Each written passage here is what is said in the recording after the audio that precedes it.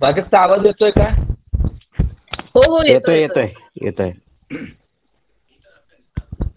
गणाधीश जो ईश सर्वा गुणांचा, मुळारंभ आरंभ तो निर्गुणाचा. नमो शारदा मूळ चत्वार वाचा, गमो पंथ अनंत या राघवाचा. श्रीराम शुका सारिखे पूर्ण वैराग्य जाते, वसिष्ठा परिज्ञान योगेश्वराचे. कवी वाल्मिका सारिखा मान्य ऐसा, नमस्कार माझा सद्गुरु रामदासा. श्रीराम सदा सर्वदा योग तुझा घडावा, तुझे कारणी देह माझा पडावा. उपेक्षू नको गुणवंता अनंता, रघुनायका मागणे हेची आता. श्रीराम सद्गुरु श्री समर्थ रामदास स्वामी महाराज की जय. महारुद्र हनुमान की जय. सब संतन की जय. जय जय रघुवीर समर्थ. परमार्थ विज्ञानचा आपला अभ्यास सुरू आहे. या वर्गातील 10व्या सत्रामध्ये मी सर्वांचे स्वागत करतो. एव्हाना आतापर्यंत सर्वांनी अनुक्रमणिका या ग्रंथाची वाचली असेल. अनेक विषय आपण अभ्यासणार आहोत. या ग्रंथाचा गाभा किंवा मध्यभाग जो आपण समजतो तो म्हणजे कर्म, उपासना आणि ज्ञान ही 3 महत्त्वाची प्रकरणं आपण सध्या अभ्यासतो आहोत. कर्म हे प्रकरण आपल्याला खूप छान शमिकाताईंनी समजावून सांगितलं. कर्माने मोक्ष मिळत नाही, मात्र मोक्षाची पूर्वतयारी कर्मानेच होते. शास्त्रशुद्ध कर्माची आवश्यकता, निष्काम कर्माची आवश्यकता आपण समजून घेतली. आता उपासना शास्त्रशुद्ध पद्धतीने कशी करावी? डॉक्टर काका नेहमी सांगतात की जे काही कराल ते समजून उमजून करा. उपासनेच्या नावाखाली किंवा उपासना समजून आपण अनेक गोष्टी करत असतो. उपासनेचा तो भाग आहे, परंतु त्या गोष्टी जर समजून उमजून केल्या तर निश्चितच त्यातून आपल्याला जे नेमकं जे काही आपल्याला साध्य करायचं आहे, जे मिळवायचं आहे, त्या दिशेने आपला प्रवास होऊ शकतो किंवा ते आपल्याला प्राप्त होऊ शकतं. हे कसं हे आपण समजून घेणार आहोत. उपासना या प्रकरणाच्या माध्यमातून आपण अनेक विषय अभ्यासणार आहोत. भक्तीचं स्वरूप, देवाचे प्रकार, उपासना व भक्ती, पूजाविधी मागील संकेत, भक्ती एक परिपूर्ण शास्त्र, ईश्वर, नविदा भक्ती, निष्काम उपासना आणि भक्तीचा राजमार्ग असे अनेक विषय आपण अभ्यासणार आहोत. अनेक जण उशिरा जॉईन झालेले आहेत या वर्गात, त्यामुळे आज आपल्याला या विषयावर मार्गदर्शन करण्यासाठी ज्या अलकाताई आपल्याला उपलब्ध झालेल्या आहेत त्यांचा थोडक्यात परिचय आपण करून घेऊया. मी वैशाली ताईला विनंती करतो की तिने अलकाताईंचा परिचय करून द्यावा आणि त्यानंतर अलकाताई आपल्या विवेचनाला सुरुवात करते. श्रीराम.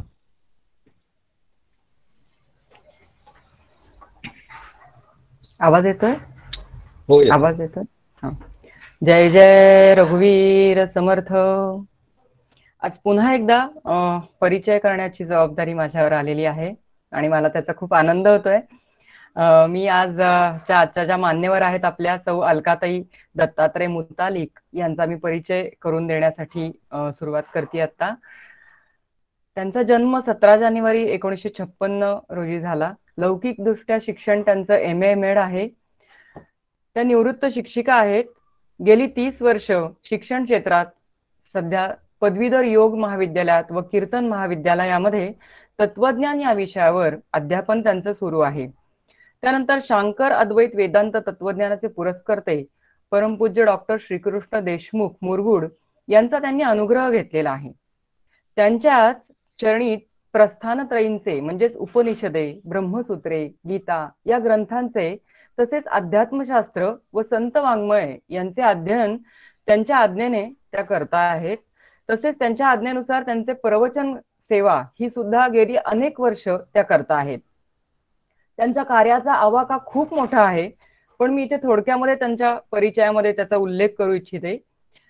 श्री गणेश मंदिर देवस्थान डोंबिवली येथे गेली 15 वर्षापासून त्या विश्वस्त म्हणून सक्रिय कार्यभाग तिथला सांभाळता आहेत. श्री समर्थ रामदास स्वामी यांच्या समर्थ संप्रदायाचे प्रचार आणि प्रसाराचे कार्य गेले अनेक वर्ष त्या करत आहेत. श्री समर्थ विद्यापीठ सातारा येथे प्रमुख सल्लागार व मार्गदर्शक म्हणूनही त्या काम करत आहेत. दर बुधवारी तत्वज्ञान अभ्यास वर्गाचे आयोजनही त्यांच्या मार्फत होत असते. देशात तसेच विदेशातही अनेक विषयांवर त्यांची प्रवचने होत असतात. जी 24 तासवर दासबोध या विषयाचे सतत 2 प्रवचन वर्ग झालेले आहेत. द्वारका, नैमिषारण्य, शुकताल यासह अनेक ठिकाणी श्रीमद भागवत सप्ताह संपन्न त्यांच्या मार्फत झालेला आहे. श्रीलंकेसह अनेक ठिकाणी श्री रामकथा सप्ताहही त्यांनी घेतलेला आहे.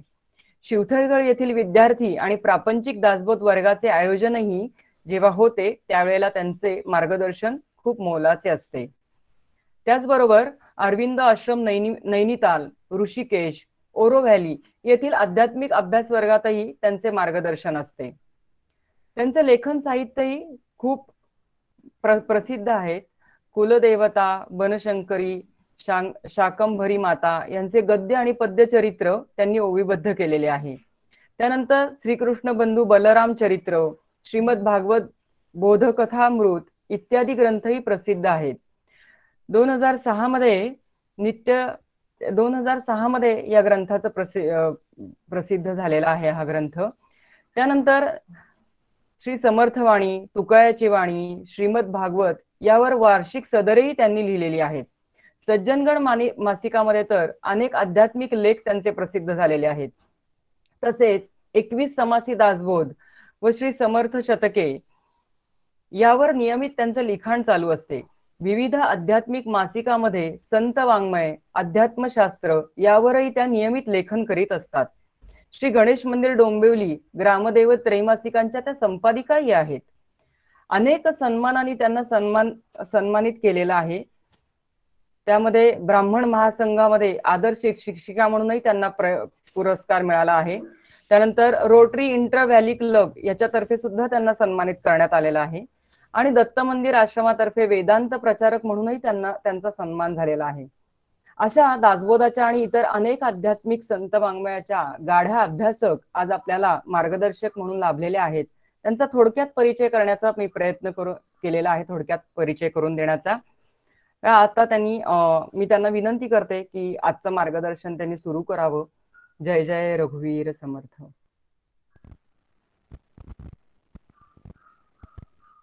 जय जय रघुवीर समर्थ. सदाशिव समारंभां शंकराचार्य मध्यमाम् अस्मद् आचार्य पर्यन्तां वंदे गुरु परंपरां. मन्नाथ श्री जगन्नाथ मद्गुरु श्री जगद्गुरु मदात्मा सर्वभूतात्मा तस्मै श्री गुरवे नमः.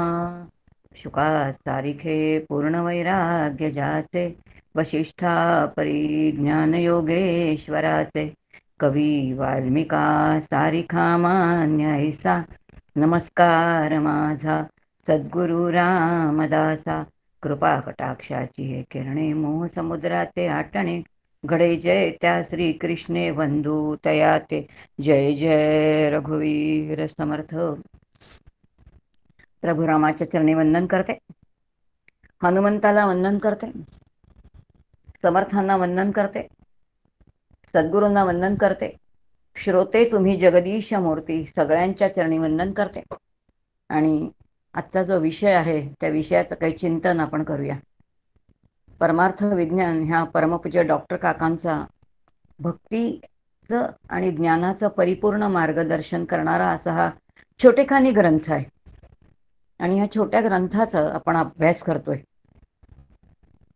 गेल्या ह्याच्या आधीची जी 3 सत्र आहेत त्याच्यामध्ये पूर्ण कर्माचा विचार आपण बघितला आणि आता उपासनेचा विचार बघणार आहोत. गीतेमध्ये 2च निष्ठा मान्य केलेल्या आहेत. लोकेस्मिन विविधा निष्ठा पुरा प्रोक्ता मया नद. मग ह्या दोन जर निष्ठा असतील तर मग कर्म उपासना ज्ञान आपल्या समोर तर या तीन गोष्टी आहेत.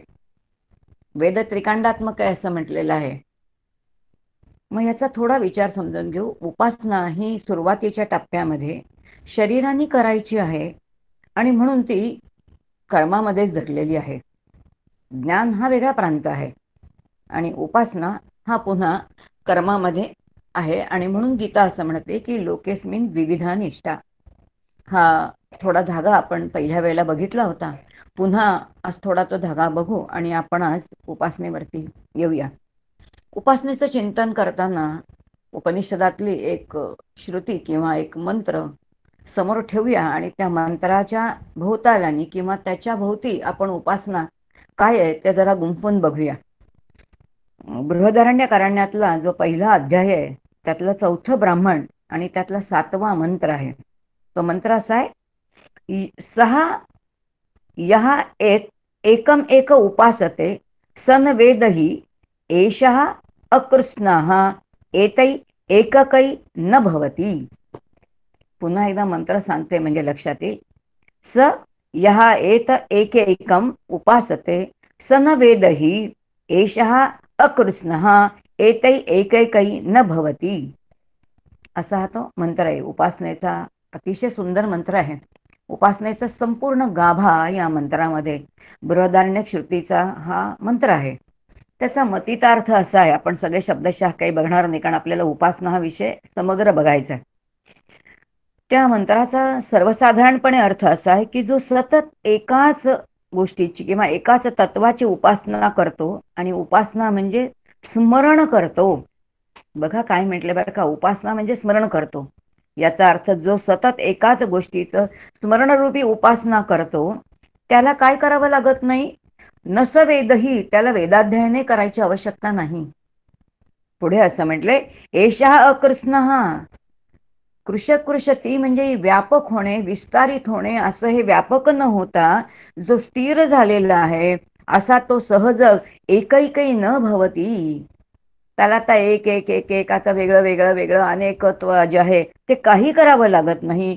त्याला सहजच अद्वैत दृष्टी प्राप्त होते आणि म्हणून केवळ स्मरण, अखंड स्मरण, एकाच गोष्टीचं नित्य केलेलं स्मरण हे उपासनेचं जे केंद्रीभूत तत्व आहे या भोवती संपूर्ण उपासना बांधलेली आहे. आणि तो मंत्र आपण आत्ता बघितला. आता लक्षात येईल की आपल्याला उपासना करायची आहे. उपासना कोणी करायची? साहजिकच आहे, जो जीव म्हणून जन्माला आलेला आहे त्याने आपल्याला उपासना करायची. आता आपण ज्या क्षणी जन्माला आलो त्या क्षणी गर्भी म्हणे सोहम, बाहेरी येता म्हणे कोहम.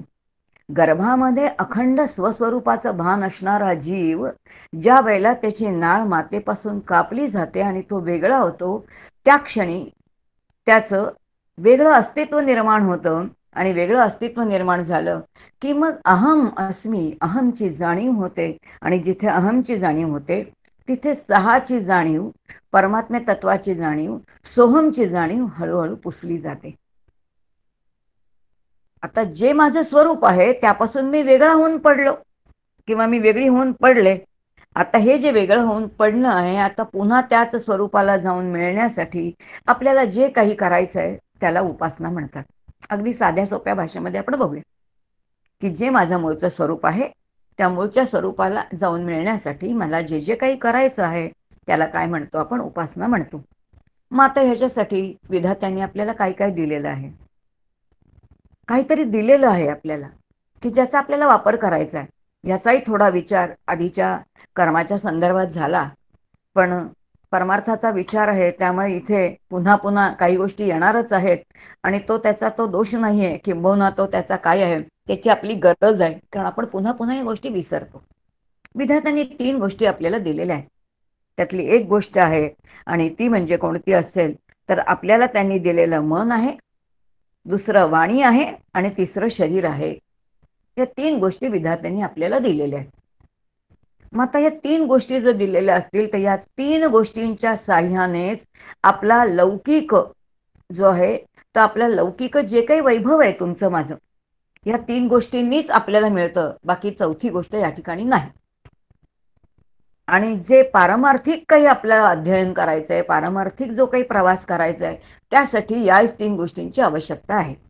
याचा अर्थ याच 3 भांडवलांनी आपला प्रपंचही उत्तम होतो आणि याच 3 गोष्टींनी आपल्याला परमार्थही उत्तम करता येतो. आणि हे लक्षात घेतल्यानंतर लक्षात येईल की ह्या 3 गोष्टी ह्यातल्यामधले काय काय आहेत. आता ह्या 3 गोष्टीमध्ये पहिल्यांदा म्हटले मन आहे. मन आहे याचा अर्थ हे सूक्ष्म इंद्रिय आहे. म्हणजे हा काय आहे, सूक्ष्म इंद्रिय असल्यामुळे हे सूक्ष्म देह आहे. आता आपल्याला आपण इतकी प्रवचनं ऐकली आहेत त्यामुळे नक्की माहिती आहे की मला 3 देह 4 देह आहेत.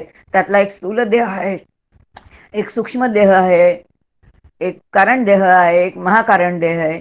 हे सगळं जे बेसिक आहे ते आपलं थोडं श्रवण झालेलं आहे आणि ते झालेलं आहे गृहीत धरून मी पुढे जाते. त्यातून जर काही शंका असतील तर आपण नंतर पुन्हा त्या बघू. पण लक्षात येईल की मन जे आहे ते सूक्ष्म आहे आणि म्हणून ते सूक्ष्म देहामध्ये जातो. वाणी जी आहे ती कशी आहे, तर ती कर्मेंद्रिय आहे. वाणी ही कर्मेंद्रिय आहे. आता वाणी रचनेचंही काम करते म्हणून ती ज्ञानेंद्रिय सुद्धा आहे. आणि म्हणून जे ज्ञानेंद्रिय आहे, जे कर्मेंद्रिय आहे, ते कोणामध्ये आहे, तर ते स्थूल देहामध्येच आहे. आणि त्यानंतर याच शरीरामध्ये आपल्याला बुद्धी दिलेली आहे. या बुद्धीचं शरीर म्हणजे बुद्धी. आता लक्षात येईल की आपल्याला शरीराचं जे वेगळेपण आहे ती बुद्धी आहे आणि ही बुद्धी तत्व जे आहे ते शरीराचं उत्तमांग म्हटलेले. शरीर म्हणजे अंग आणि उत्तमांग कोणतं आहे, तर त्याचं शिर आहे. आणि शिर याचा अर्थ शिरामध्ये बुद्धी आहे आणि हे बुद्धी जी आहे तर ती आता ते शरीर आहे. आता ह्या शरीरामध्ये लक्षात येईल की शिरांग तो आपण सूक्ष्म, पुन्हा बुद्धी ही सूक्ष्म देहामध्ये गेली. पण स्थूल देह आहे आपल्याला, एक जड असं शरीर आहे आणि तिसरं दिलेलं जे आहे ते मन दिलेलं आहे. म्हणजे कर्मेंद्रिय ज्ञानेंद्रिय आहेत, सूक्ष्म देह आहे आणि आपला जो हार्डवेअर ज्याला म्हणतात शरीर, ते शरीर दिलेलं आहे. तिघांचं काम वेगळं वेगळं आहे बरं का. आता परमार्थाच्या दृष्टिकोनातूनच आपण विचार करूया. प्रपंचाचा ह्याचा कोणताही विचार आपण करता येणार नाही आपल्याला, किंवा आपल्याला तो करायची गरज नाही, कारण तो आपण सगळेच करत असतो.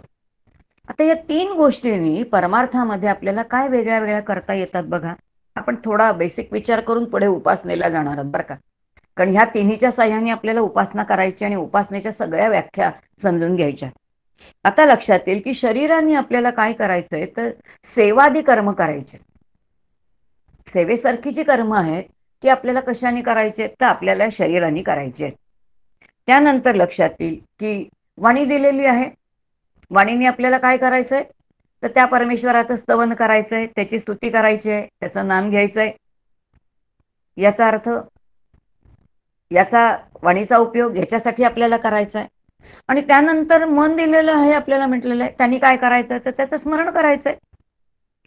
आता मनाने नाही करतायत, मनाने करायचं असं आपण म्हणतो, पण त्याच्या पाठीमागे बुद्धी तत्व आहे, कारण बुद्धीचा तो निश्चय किंवा निर्धार असला पाहिजे.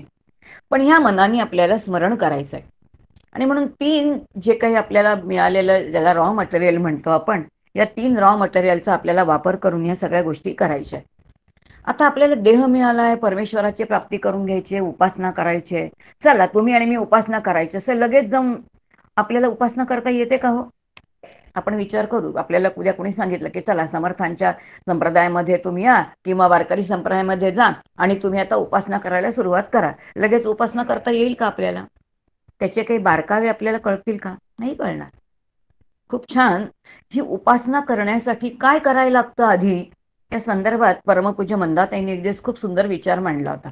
त्या असं म्हटल्या होत्या की लहान मूल जेव्हा पहिल्यांदा शाळेत जातं, अगदी पहिल्यांदा, म्हणजे ज्याला आपण ज्युनियर KG किंवा लोअर KG म्हणतो, अशा लोअर KG मध्ये जेव्हा हे लहान मूल जातं तेव्हा ती आई त्याला काय करते, आई त्याला उठवते. आधी त्या झोपेतून जे मळलेलं तोंड असतं ते त्याचं स्वच्छ करते, त्याचे दात घासते.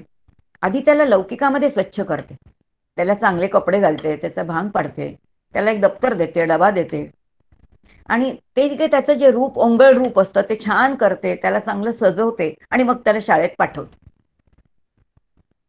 आता स्वच्छ झाल्यानंतर ती त्याला शाळेत पाठवते, कारण शाळेमध्ये विद्येची उपासना करायची आहे. आता लौकिकातल्या विद्येची उपासना करण्यासाठी बहिरंगाची सुचिता तरी लागते आपल्याला जो प्रवास करायचा आहे तो अंतरंगाचा प्रवास करायचा आहे, तेव्हा त्याच्यासाठी काही सुचिता आवश्यक आहे. मग आता ही जी सुचिता आहे याचाच अर्थ ही जी 3 इंद्रिय, या 3 गोष्टी ज्या परमेश्वरांनी आपल्याला दिलेल्या आहेत, या तिन्हींना आपल्याला काय करायचं आहे, तर त्याला सजवायचं आहे. आणि सजवायचं आहे म्हणजेच त्याच्या साह्याने आपल्याला भक्तीचा, परमेश्वराची उपासना करण्याचा काही अधिकार काय करायचा आहे, प्राप्त करून घ्यायचा आहे. आता हा जो अधिकार प्राप्त करून घेणं आहे त्याला काय म्हटलेलं आहे, आता त्याला म्हटले त्याला सगळं सजवणं. आता हे अधिकार प्राप्त हळूहळू करून घ्यायचा आहे. आणि तो कशासाठी करून घ्यायचा आहे बघूया आपण.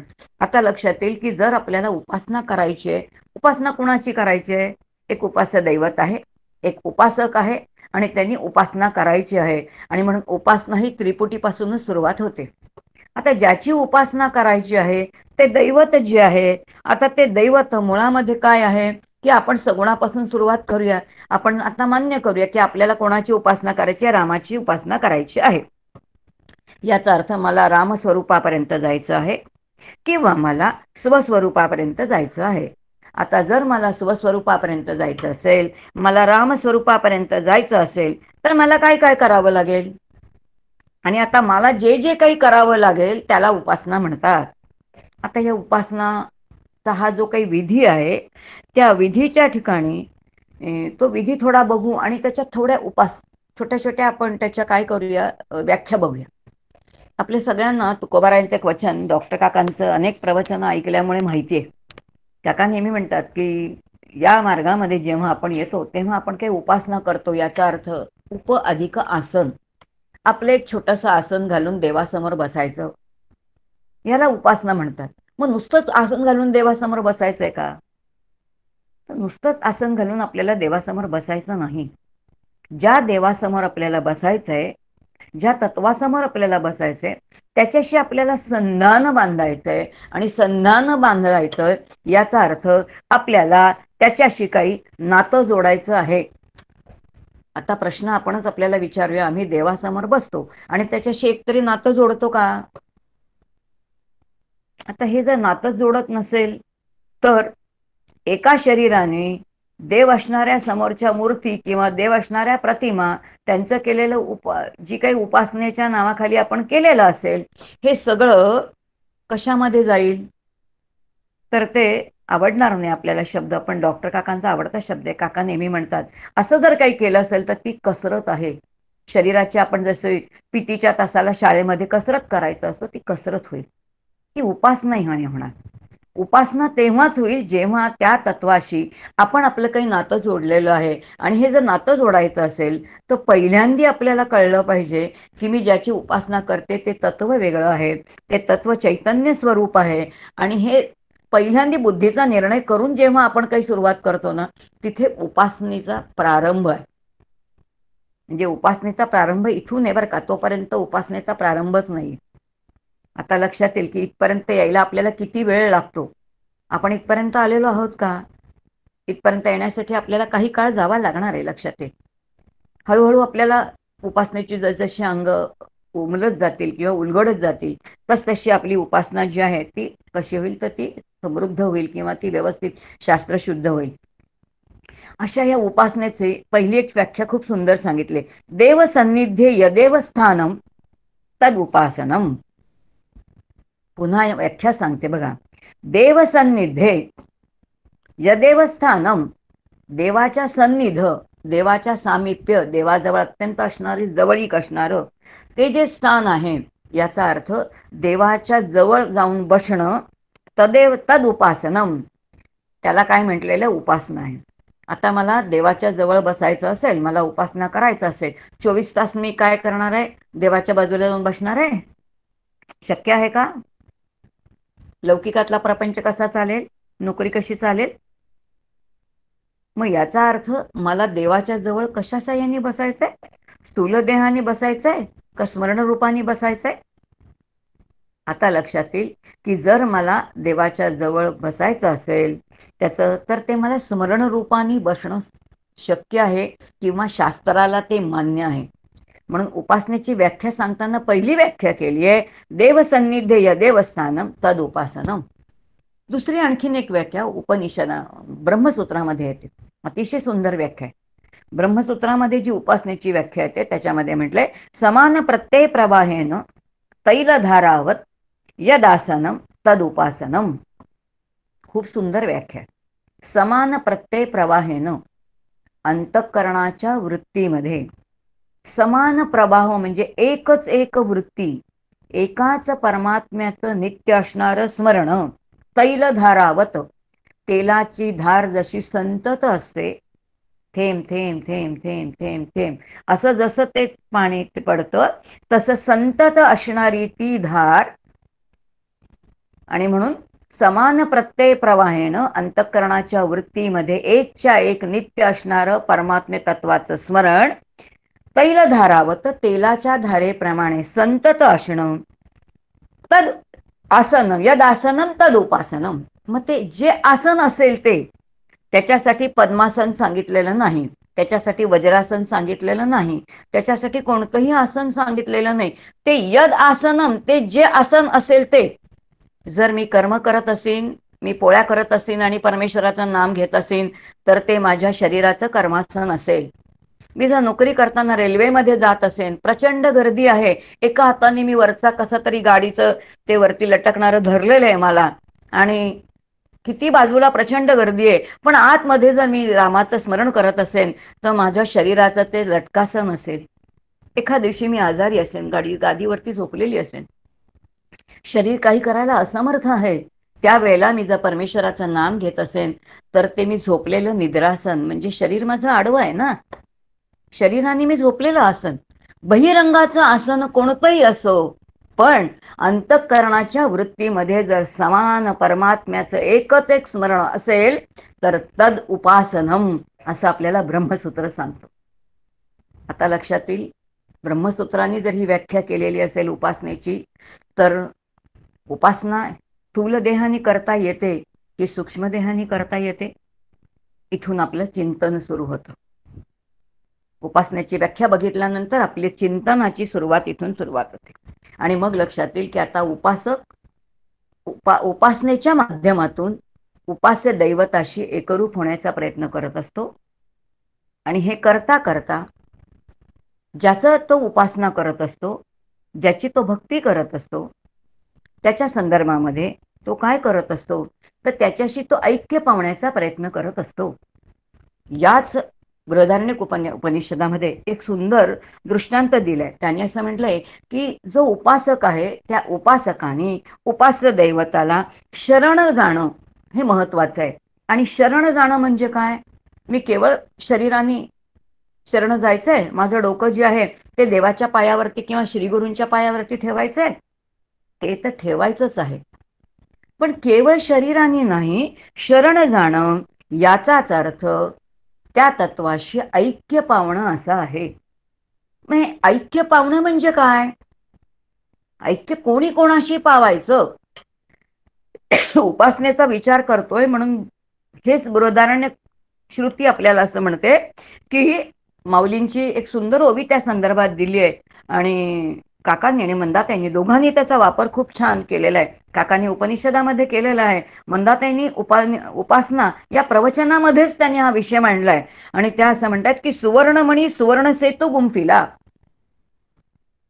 सुवर्णमणी सुवर्ण सेतू गुंफिला, याचा अर्थ एक सुवर्ण आहे आणि एक सुवर्णाचा मणी आहे. आता हा सुवर्णाचा मणी कुठून निर्माण झाला, तो सुवर्णातूनच निर्माण झाला. आता या मण्याला वाटलं की आपल्याला आपलं स्वतःचं स्वरूप मिळालं पाहिजे, तेव्हा त्यांनी काय केलं पाहिजे, या मण्याने आपलं नाम आणि रूप बाजूला केलं पाहिजे.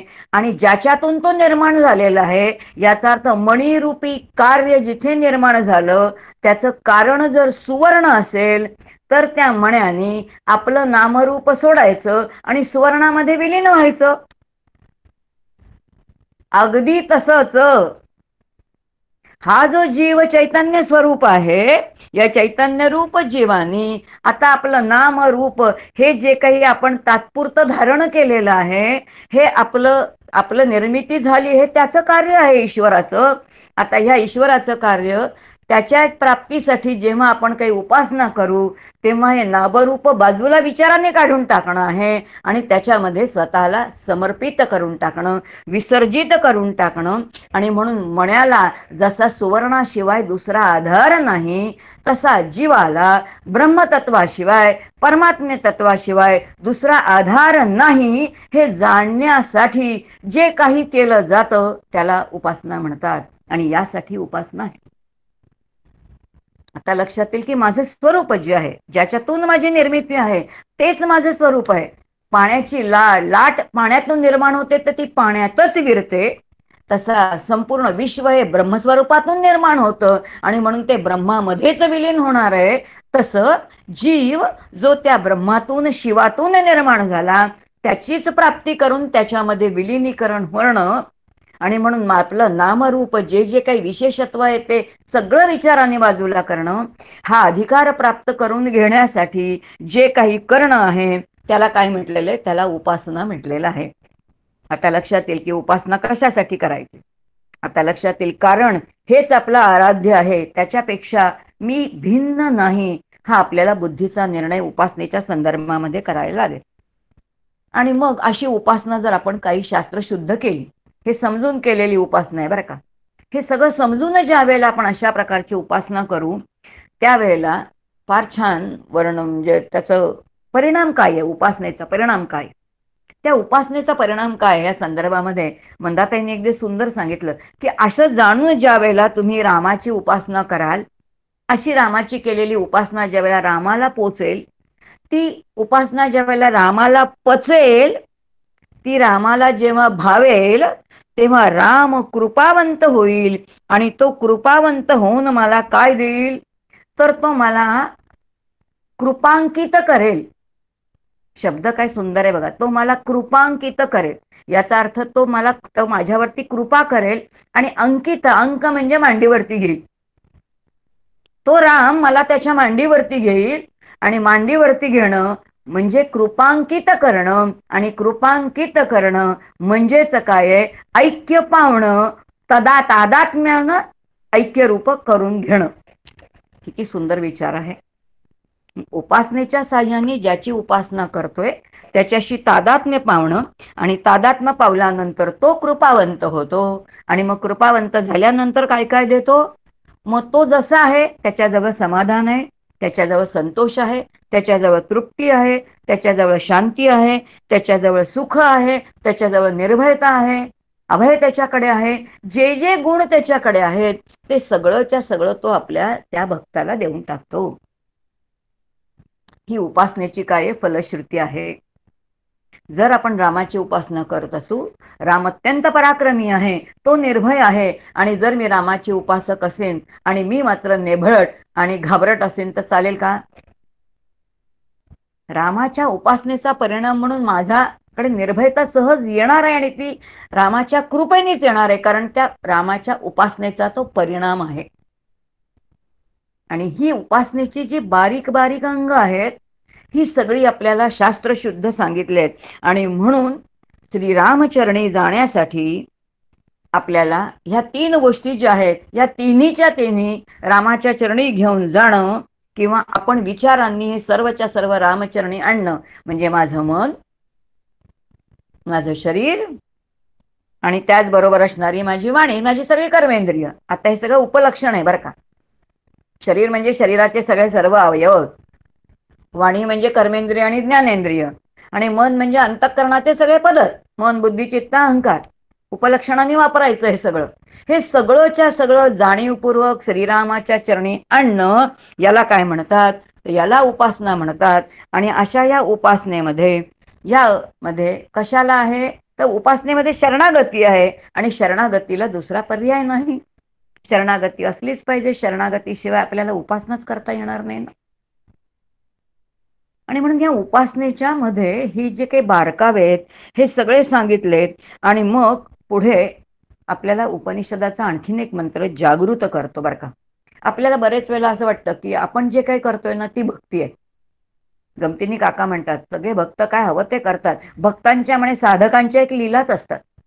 त्यांना असं वाटतं आम्ही जे काय करतो ना तीच भक्ती आहे, असं नसतं. मग भक्ती कशाला म्हणतात किंवा उपासना कशाला म्हणतात, त्या संदर्भामध्ये पुन्हा आपल्याला श्रुतीच सांगते, नेदम यदिहम उपासते. काय सुंदर मंत्र आहे बघा. नेदम यदिदहम उपासते.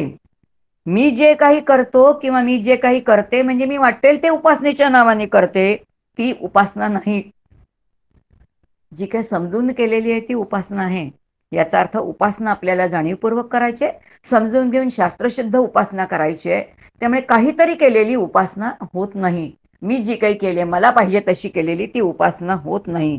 आणि म्हणून उपासनेने जीवाला समजून रामचरणी जाणं आहे आणि आपला अहम विसर्जित करणं आहे, ही उपासना आहे. आणि मग असा हा राम जो आहे तो आपल्याला कृपांकित करतो आणि अंकावरती घेतो, अंकित करतो. म्हणजेच तो काय करतो, हा जीव त्याच्या चरणी मान्य करून घेतो. हा जीव जेव्हा त्याच्या चरणी मान्य करून घेतो तेव्हा तो त्याच्याशी सहजच ऐक्य पावतो. मग अशा ह्या उपासनेचे 2 प्रकार ढोबळ मनाने सांगितलेले.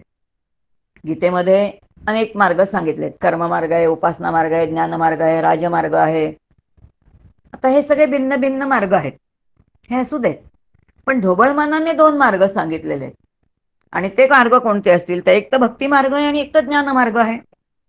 मग भक्ती मार्ग आणि ज्ञान मार्ग दोन्ही मध्ये बघितलं तर वरवर बघायला बघितलं तर हे दोन्ही एकदम वेगळे वेगळे वाटतात, पण ते वेगळे नाहीत. मला वाटतं एक प्रवचन आपण मुद्दाम बघितलं होतं, पण आज आत्ता गणेशदादांनी असा उल्लेख केला की बरेच काही नवीन अभ्यासक आहेत, त्यांच्यासाठी पुन्हा कदाचित एखादी गोष्ट ऐकली तर तुम्हाला वाटेल की हे पुन्हा आम्ही ऐकतोय.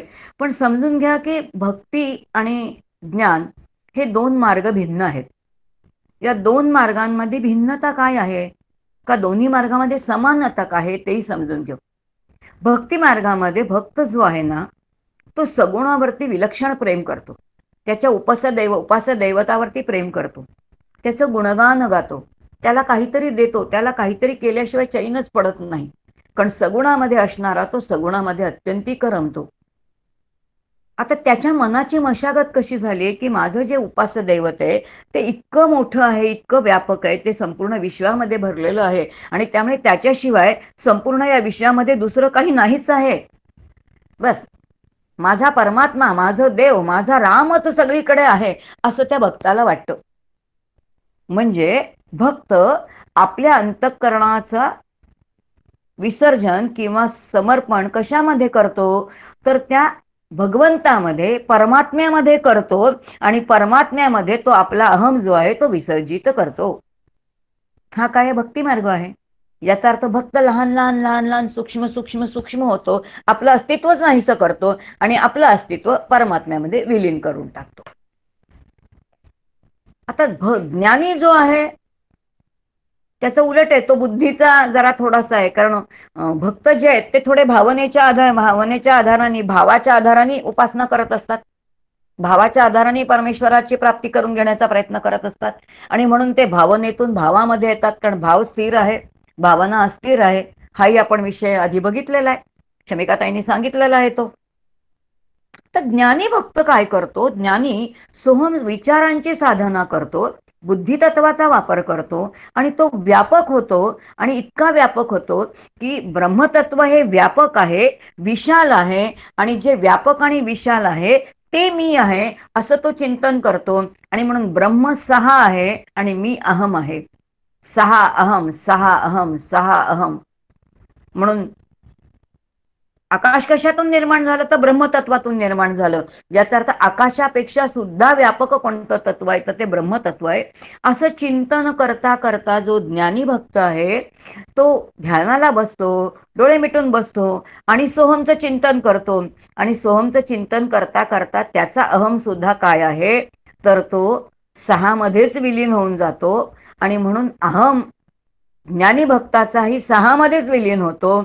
आणि जो भक्त आहे त्या भक्ताचा अहम सुद्धा कशामध्ये विलीन होतो तर तो भगवंतामध्ये विलीन होतो. आणि म्हणून अहम लयाची प्रक्रिया ज्ञान मार्ग असू दे, भक्ती मार्ग असू दे, दोन्हीमध्ये समान आहे. मग जिथे अहम लयाची प्रक्रिया दोन्हीकडे आहे याचा अर्थ आपल्याला उपासनेमध्ये पहिल्यांदा काय समजून घ्यायचंय की मला जी उपासना करायची आहे त्या उपासनेमध्ये जाणीवपूर्वक कसला लय झाला पाहिजे, तर अहमचा लय झाला पाहिजे. ह्याच्यासाठी एक सुंदर दृष्टांत मला वाटतं आपण तेव्हाही बघितला होता, आत्ताही बघूया म्हणजे लक्षात येईल. भक्ती मार्ग म्हणजे काय आहे? नाथांनी सुंदर उदाहरण दिले की एक साखरेची बाहुली आहे. ती साखरेची बाहुली जर पातेलभर पाण्यात टाकली तर ती साखरेची बाहुली विरघळते. हे साखरेची बाहुली विरघळणं याला भक्ती मार्ग म्हणतात. आपलं अस्तित्व नाहीसं करणं हे भक्त जाणीवपूर्वक भक्ती मार्गामध्ये करतो, याला भक्ती मार्ग म्हणतात. पण या भक्तीचा परिणाम म्हणून ती विरघळलेली साखर जी आहे ती साखर पातेलभर पाण्याला आपला मधुरपणा देते आणि सगळं ते पाणी ती गोड करून टाकते. म्हणजे मुठभर साखर इतकी व्यापक होते, ती पातेलभर पाणी इतकी व्यापक होते आणि आपला मधुरपणा सगळ्यांना देऊन टाकते. पण मधुरपणा दिला हे सांगायला ती शिल्लक राहत नाही, तिचाही अहम लय होतो, तिचं अस्तित्वच शिल्लक राहत नाही, पण तिचा परिणाम मधुरता शिल्लक राहते, व्यापकतेने ती राहते. हे व्यापकतेने राहणं अहम लयानी, याला ज्ञानमार्ग म्हटलंय. आता आणखीन एक सिद्धांत इथे सांगितलाय. ज्ञानमार्ग असू दे, भक्ती मार्ग असू दे, जेव्हा आपण उपासनेमध्ये करतो, प्रत्येकाचा पिंड वेगळा आहे. कोणी ज्ञानमार्गाचा आहे, कोणी भक्ती मार्गाचा आहे. जो ज्याचा असेल त्यांनी त्या त्या मार्गावरती जायचं. कोणी कोणालाही नावं ठेवायची गरज नाही किंवा हा श्रेष्ठ आहे, हा कनिष्ठ आहे असं काही म्हणायची आवश्यकता नाही. जे ज्याच्यापाशी आहे ते उत्तम आहे. काहीतरी करणं पण आहे, जे काय आहे परमेश्वराच्या दृष्टीने 2 पावलं तरी टाकणं. आणि म्हणून या मार्गामध्ये आपल्याला 2 पावलं तरी टाकता आली पाहिजेत. डॉक्टर काकांचे आवडीचं वचन आहे. ते म्हणतात, तुकोबारायांचं वचन कायम लक्षात ठेवा. लौकिकामध्ये आपण कितीही भरली मोठी कर्म केली तरी त्या कर्माचा आपल्याला काही उपयोग नाही. पण या मार्गामध्ये 1 पाऊलने छोटंसं अर्ध जरी पाऊल टाकलं तरी तुकोबाराय म्हणतात वाया न वचे. याचा अर्थ या मार्गामध्ये माझी जी काही पावलं टाकलेली आहेत ती कोणतीही वाया जाणार नाहीत. ती पुढच्या जन्मामध्ये मला आहेत तिथून आणखीन पुढे घेऊन जाणार आहे. म्हणून इथून काहीही केलेलं वाया जात नाही. अंतरंगाच्या प्रवासातलं काहीही वाया जाणार नाही. बहिरंगातलं केलेलं कुठे जाईल सांगता येत नाही. बघतो आपण भली भली मोठमोठ्याली केलेली कार्य कशी उन्मळून पडतात हे आपण लौकिकामध्ये बघतोय. आज पेपर वाचल्यानंतर आपल्याला कळतं काय काय घडतंय, कसं कसं घडतंय ते. त्यामुळे तो आपला चिंतनाचा विषय नाही. पण या ठिकाणी सिद्धांत मात्र सांगितलंय की भक्ती मार्ग आणि ज्ञान मार्ग दिसायला जरी दोन्ही भिन्न असले तरी दोन्हीचा प्रारंभ कशात आहे बघा बरं का. आता इथे दोन्हीचं लक्षात येईल. दोन्हीचा प्रारंभ परमात्म्याच्या स्मरणामध्ये आहे. भक्तीचा प्रारंभ परमात्म्याच्या स्मरणामध्येच आहे, तर ज्ञानाचा प्रारंभ स्वस्वरूपाच्या किंवा चैतन्याच्या किंवा आत्म्याच्या किंवा ब्रह्माच्या स्मरणामध्येच आहे. याचा अर्थ स्मरणाशिवाय भक्ती सुरू होते का? ती होतच नाही. आता हे उपासनेचं गमक आहे. इथून उपासना जी आहे ती उपासना हळूहळू सांगायला शास्त्रांनी सुरुवात केली आणि मग त्यांनी सांगितलं की आता थोडं आपण चिंतन करू. आता आपण आधी पहिल्यांदाच बघितलं आपल्या समोर जे उपास्य दैवत धरले ते आपण प्रभू रामचंद्र धरलेत बरं का. आता त्यांनी म्हटलं की प्रभू रामचंद्र अत्यंत व्यापक आहेत, प्रभू रामचंद्र अत्यंत महान आहेत, ते ब्रह्मस्वरूप आहेत. आपल्याला ब्रह्मतत्वाचं चिंतन करायचंय. ब्रह्म ब्रह्म शब्द आपण किती ऐकला हो. या ब्रह्मशब्दाचं असं काय वैशिष्ट्य असेल की सगळे ब्रह्म ब्रह्म ब्रह्म म्हणतात. उपनिषदामध्ये या ब्रह्मशब्दाची व्युत्पत्ती अत्यंत सुंदर दिली. ती व्युत्पत्ती अशी आहे, बृह्यती बृह्याती स एव ब्रह्म. हा फार सुंदर आहे बघा. बृह्यती बृह्याती स एव ब्रह्म. हा बृह्यती म्हणजे जे व्यापक होतं, जे विस्तारित होतं, विस्तार करणं हा ज्याचा स्वभाव आहे. आता थोडं लक्षात घ्या, आम्ही इतिहास शिकलोय. पूर्वी आपण रानटी लोकांसारखे राहत होतो, अंगावरती कपडे नव्हते, कच्चं मांस खात होतो आणि तिथून आपला प्रवास सुरू झाला. तेव्हा माणसांची संख्या किती कमी होती, जनावरांची संख्या कमी होती, सगळं कमी कमी होतं. आज लोकसंख्या वाढली, आपला विकास झाला, सगळा विकास झाला, सगळं विस्तार पावणं चालूच आहे. काही कमी आहे का? प्रत्येक गोष्टीतला विस्तार चालू आहे. याचा तर बृह्यती विस्तार पावणे, व्यापक होणे. या ब्रह्मतत्वाच्या सामिप्यामध्ये जो जो येतो, त्याच्या सानिध्यामध्ये जो जो येतो, त्या सगळ्याचा विस्तारच पावतो. आणि म्हणून जे जे ते आहे, प्रत्येक गोष्टीचा विस्तारच चालू आहे. लक्षात घ्या, ज्ञानाचाही विस्तार आहे, सुखाचाही विस्तार आहे, सुख साधनांचाही विस्तार आहे, प्रत्येक गोष्टीचा विस्तारच आहे. म्हणून ब्रूह्यती विस्तार पावणे, व्यापक होणे. ब्रूह्यती ब्रूह्याती, ब्रूह्याती म्हणजे त्याच्या संपर्कात आल्यानंतर त्याच्या सामर्थ्याने सगळ्यांना तसंच व्यापक जो करतो, ते तत्व कोणतं आहे तर ते प्रभू राम तत्व. कारण राम परब्रह्म आहे. आपण ब्रह्मरूप बघतोय. शेवटच्या टप्प्यापर्यंत जायचंय आपल्याला. इथपर्यंतची जी उपासना तिथपर्यंत जर न्यायची असेल तर आता लक्षात येईल त्या रामासारखं मला महान व्हायचंय, मला व्यापक व्हायचंय. हे जर मला ह्या उपासनेने व्हायचंय, पण ते तुम्हाला आम्हाला झेपत नाही. ही उपासनाच आपल्याला झेपत नाही. शरीराने केलेली उपासना झेपते. आपण पुढच्या वेळेला त्याचे बघणार आहोत काय काय उपचार करायचे ते. 16 उपचार आहेत, आपण षोडशोपचार पूजन म्हणतो. काय काय करायचंय ते. आता हे सगळे जेव्हा उपचार आपण करतो, पण ही खरी उपासना आपल्याला का झेपत नाही तर आपल्याला पुन्हा शास्त्र असं सांगतं, तुम्ही आम्ही जीव सगळे जे आहोत ना, ते आपण 4 व्याधींनी बांधलेलो आहोत बरं का. आपल्याला असं वाटतं की फक्त व्याधी म्हणजे शरीराचेच रोग आहेत. असे शरीराचेच रोग आहेत असं नाहीये. पण आपल्याला परमार्थामध्ये परमेश्वरापर्यंत नेण्यामध्ये प्रतिबंध करणारे सुद्धा 4 काय आहेत तर 4 आपले शत्रू बसलेले आहेत. आणि हे 4 शत्रू कोणते असतील त्यांनी म्हटलंय. पहिलं म्हणजे प्रत्येकाकडे आहेत बरं का. ह्याच्यापैकी हे मी सांगते म्हणून माझ्याकडे नाहीयेत असं नाही आहे. हे प्रत्येक जीवाकडे आहेत. हे प्रतिबंध प्रत्येक जीवाला आहेत. आणि म्हणूनच आपण परमात्मे स्वरूपाची अनुभूती घेऊ शकत नाही किंवा शास्त्रशुद्ध उपासना करण्यामध्ये आपल्यामध्ये प्रतिबंध येतात. मग त्यातला पहिला प्रतिबंध सांगितलेला आहे तो म्हणजे मत्सर. अत्यंत द्वैतामध्ये राहणारे आपण, ज्याच्याकडे खूप काही आहे त्याच्याविषयी कळत न कळत आपल्याला मत्सर असतोच की अरे त्याला हे जरा जास्त आहे आणि मला थोडं कमी आहे बरं का, मला हे मिळत नाहीये. आपण किती म्हटलं की नाही नाही मला असं काही वाटत नाहीये, पण तरी सुद्धा आतमध्ये एक लकेर जेव्हा आपण एकांतामध्ये असतो तेव्हा आपल्याला कळतं की आपल्या आतमध्ये काय आहे. एक थोडासा मत्सरीचा बारीकसा धागा आपल्या अंतःकरणामध्ये आहे. हा परमेश्वरापर्यंत पोहोचवण्यामध्ये प्रतिबंध आहे. पहिला सांगितलं. दुसरा सांगितलंय स्पर्धा आहे.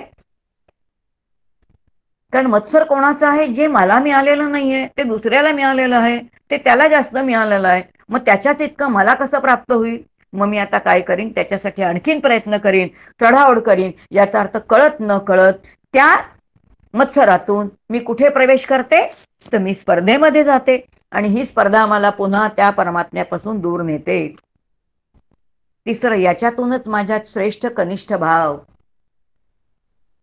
आणि मग आपण म्हणतो की हो, व्यवहारामध्ये आपण बघतो बघा, आम्ही नोकरी करत होते. मला आठवते नोकरी करत असताना एखाद्या कोणाला आमच्या बरोबरचा जो कलिग असायचा त्याला प्रमोशन मिळालं की लगेच सगळी चर्चा असायची. आणि त्या चर्चेचा एक धागा असायचा की अरे त्याला कसं काय प्रमोशन मिळालं, बहुतेक काहीतरी लग्गा लावला असेल बरं का, त्याच्याशिवाय कसं काय प्रमोशन मिळेल. याचा अर्थ दुसऱ्याला प्रमोशन मिळालं तर त्यांनी लग्गा लावला. आणि जर मला कधीतरी मिळालं 5-10 वर्षांनी तर लगेच मी काय म्हणते, भगवान के घर देर है पर अंधेर नहीं है. याचा अर्थ दुसऱ्याला मिळालं तरी तो कनिष्ठ आहे आणि मला नाही मिळालं तरी मी श्रेष्ठ आहे. हा श्रेष्ठ कनिष्ठता भाव कुठून आला आपल्याकडे. कारण आपला विकृत अहम. या विकृत अहममुळे आपण त्या परमेश्वरापर्यंत जाऊ शकत नाही. आपल्या उपासनेमधला हा प्रतिबंध आहे, हे प्रत्येक साधकांनी किंवा भक्तांनी जाणलं पाहिजे. आणि चौथं म्हणजे काय आहे तर आपल्याला असणारा अहंभाव, अहंकार. हे सगळे अहंकाराचेच काय आहेत तर त्याचे पदर आहेत सूक्ष्म सूक्ष्म. हा अहंकार, मीपणा, वेगळेपणा, मी कुणीतरी आहे, मी कुणीतरी आहे, माझ्यासारखं कुणी नाही, हे आपलं जातच नाही. परमेश्वराच्या समोर गेल्यानंतर सुद्धा जात नाही. त्याच्या समोर जाताना वाकत सुद्धा नाही. आपण वागताना सुद्धा असं वाटतं मी कशाला वाकू, काय गरज आहे मला वाकायला. पण शास्त्राने खूप सांगितलंय की दंडवत टाका ना, ही जी माया आहे ना, ही जो अहम आहे ना, ह्या साधकाला तोपर्यंत बांधणार आहे जोपर्यंत तो ताठ उभा आहे. ज्या वेळेला पूर्ण आडवा जमिनीवर झोपणार आहे ना, तेव्हा त्याची सावली सुद्धा नाहीशी होणार आहे. याचा अर्थ ती माया काही शिल्लकच राहणार नाही. मायारूपी छाया केव्हा निघून जाईल? जेव्हा संपूर्ण देह हा असा अष्टांग देह, आपण म्हणतो ना साष्टांग दंडवत घातल्यानंतर. पण तो घालायला परमेश्वराला सुद्धा आपल्याला किती जीवावरती येतो. घालू की नको, घालू की नको करतो की नाही आपण. आता पुढे नवविधा भक्तीचे प्रकार येतील तेव्हा आपण बघू काय काय त्या सगळ्यामध्ये आहे. आणि म्हणून हे 4 जे आहेत तर ते प्रतिबंध आहेत. आणि मग हे प्रतिबंधाच्या मध्ये आता लक्षात येईल की आपली जी भक्ती सुरू होते ती शरीराने सुरू होते आणि मग ती स्मरणाने सुरू होते. आणि मग गंमत अशी आहे की आपण पहिल्यांदा काय करायला लागतो माहितीये का? आपल्याला असं कळतं की नामसाधना खूप श्रेष्ठ आहे आणि म्हणून आपण नाम घ्यायला लागतो. आणि नाम घ्यायला लागलो की आपण आपल्या हातामध्ये पहिल्यांदा स्मरणी येते. आता ती स्मरणी आली की आपण जप करायला, जप करायला लागल्यानंतर तो जप मोजायला लागतो. आणि जसा जप मोजायला लागतो तेव्हा आता आपल्याला पुन्हा या ठिकाणी शास्त्र अत्यंत सावध करतं. आणि शास्त्र असं म्हणतं, जर राम संख्येशी जोडला गेला तर संख्येला महत्व प्राप्त झालं आणि राम दुय्यम झाला. आणि राम जर आपल्याला दुय्यम करायचा नसेल, रामाला गौण करायचा नसेल, तर पहिल्यांदा स्मरणी बाजूला करून टाका आणि काय करा? स्मरणी बाजूला करून स्मरण करा. मोजणं नको. जे अप्रमेय तत्व आहे त्याला कशाला प्रमेय करायचं, कशाला मोजायचं? हा, काही संकल्प आहे तो संकल्प पूर्ण होईपर्यंत करायचा, तेवढं करायचं, नंतर ती सोडून टाकावी की नाही सोडली जात बरं का. याचा अर्थ तीच धरून ठेवतो. आणि म्हणूनच त्या सगळ्या गोष्टी समजून घेऊन आपल्याला आता उपासना करायची. आणि आता अशी जी उपासना करायची त्याच्यामध्ये त्यांनी म्हणजे उपासनेमध्ये सगळ्यात महत्व कशाला असेल तर भावाला महत्व आहे. तो भाव मी स्वतः जपायचा आहे.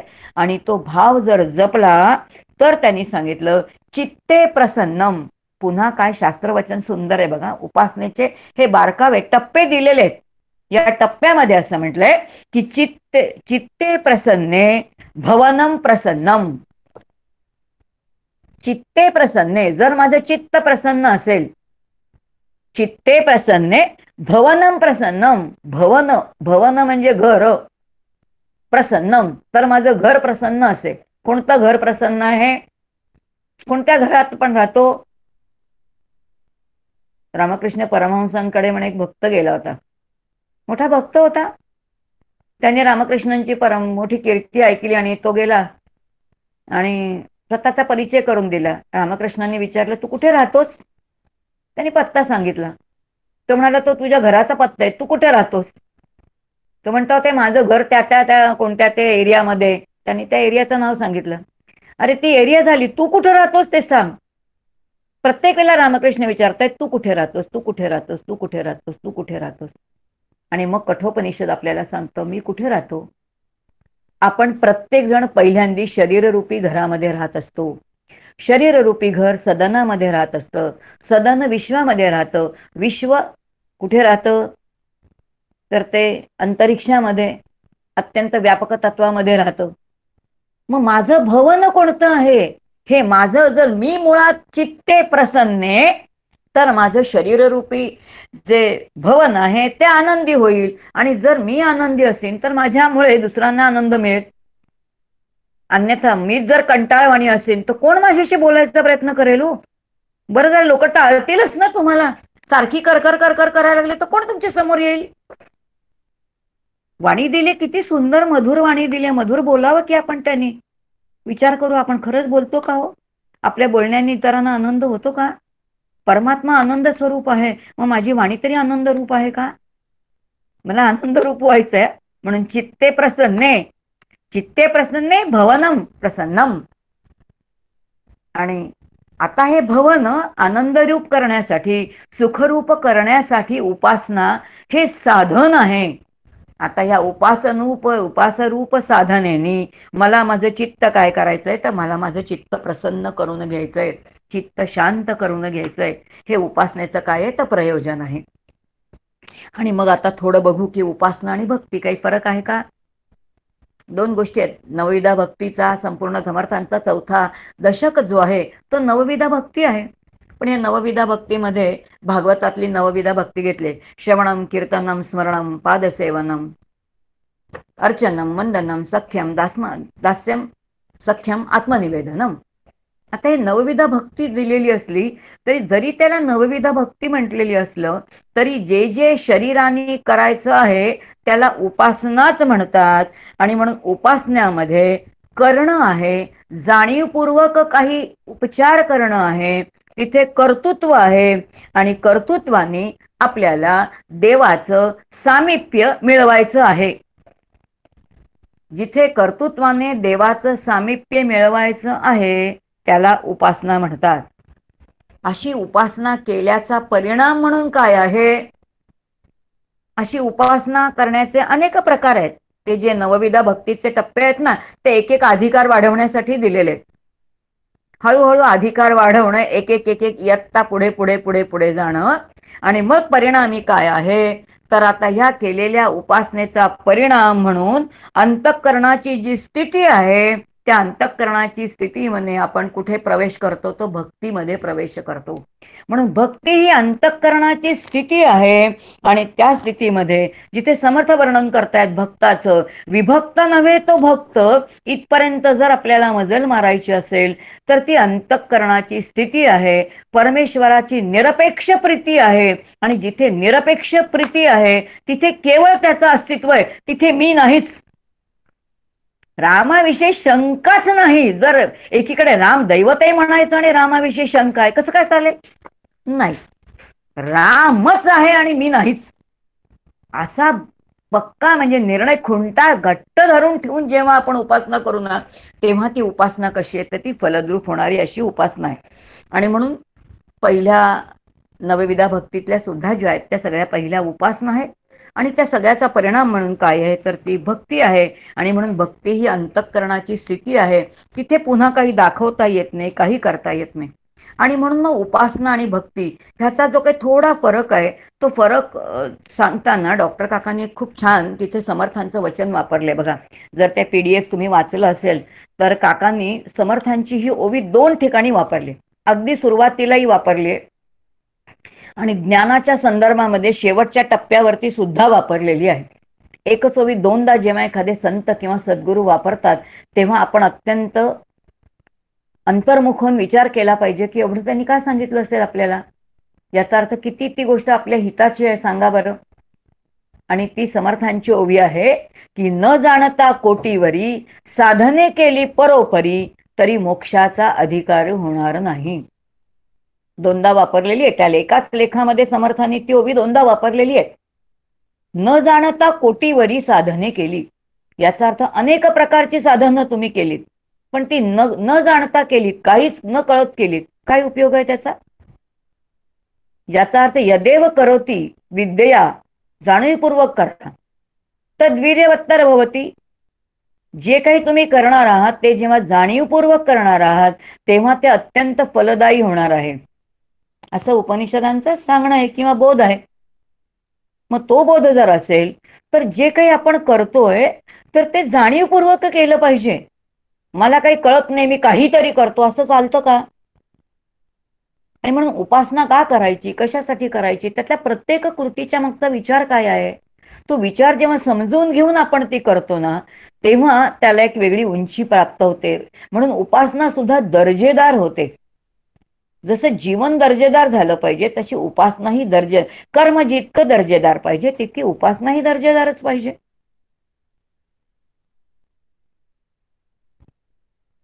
समर्थ आणि प्रभू शिवाजींचा जो एक संवाद आहे त्या शिवाजीच्या आणि समर्थांच्या संवादामध्ये समर्थ शिवबांना सांगतायत, शिवबा, चाफळच्या रामाचं वैभव जितकं वर्धिष्णू होईल ना तितकं तुमचं राज्य वर्धिष्णू होईल. बघा समर्थ काय सांगतायत, शिवबांना सांगतायत जितकं चाफळच्या रामाचं वैभव वर्धिष्णू होईल तितकं तुमचं वैभव राज्य वर्धिष्णू होईल. याचा अर्थ आधी देवाला द्या, गिव्ह अँड टेक, आधी त्याला काहीतरी देणं आहे आणि ते वैभव त्याला देणं आहे. याचा अर्थ त्याला जे जे द्यायचंय ते मला जाणीवपूर्वक द्यायचंय, समजून उमजून द्यायचंय. आणि हे जे समजून उमजून देणं आहे म्हणून कोणतंही साधन सुद्धा नकळत म्हणजे अज्ञानाने नाही करायचं, समजून घेऊन करायचं. आणि मग त्या ओवीमध्ये 2 गोष्टी खूप सुंदर सांगितल्यात. PDF जर नीट वाचलं असेल तर लक्षात येईल की न जाणता कोटीवरी साधने केली परोपरी. याचा अर्थ मला साधन करायचंय, उपासना रूपी साधन करायचंय आणि मला मोक्षापर्यंत जायचंय. आणि मोक्षाचा अधिकारी जर मी नकळत काही केलं तर मला मोक्षाचा अधिकारच नाहीये. जिथे मोक्षाचा अधिकार नाही तर मोक्ष सोडूनच टाक.